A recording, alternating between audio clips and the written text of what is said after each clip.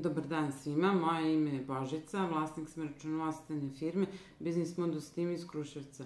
U današnjem videu govorit ću o pozajmicama. Da li ste znali da pozajmice osnivača privrednog društva mogu biti ključne za očuvanje likvidnosti? Evo i još nekoliko ključnih tačaka. Kao prvo treba sastaviti ugovor o pozajmici. Ovaj dokument je ključan za banku, a i za poresku kontrolu. Što se tiče roka otplate, pozajmice su obično kratkoročne sa rokom otplate do godinu dana.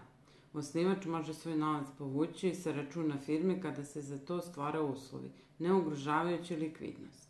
Takođe, nema nikakvih smetnji da osnivač kao davac pozajmice ne zahteva vraćanje pozajmice. Pozajmice mogu biti i značajan indikator poslovanja.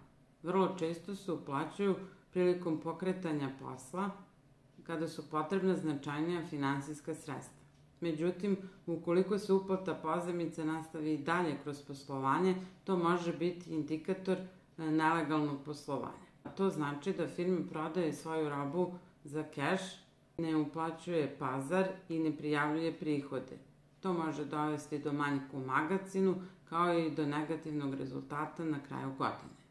Česte pozajmice mogu dovesti firmu i do negativnog kreditnog rejtinga kod banke jer predstavljaju neizmirenu obavezu. Davaoci pozajmice mogu da budu firme, a i pojedinci.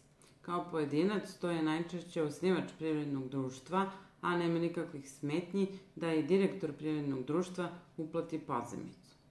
U praksi se može desiti i obrnut slučaj da firma uplati pozajmicu osnivaču. Ukoliko osnivač ne vraća pozajmicu, to se tretira kao isplata dobiti i treba obračunati odgovarajuće poreze. Preduzetnik takođe može uplatiti sredstva na račun firme radi održanja tekuće likvidnosti.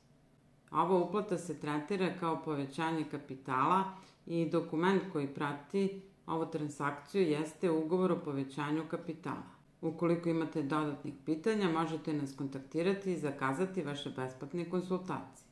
Do tada lajkujte ovaj video, podelite ga sa prijateljima i zapratite naš kanal za još savjeta. Vidimo se, pozdrav!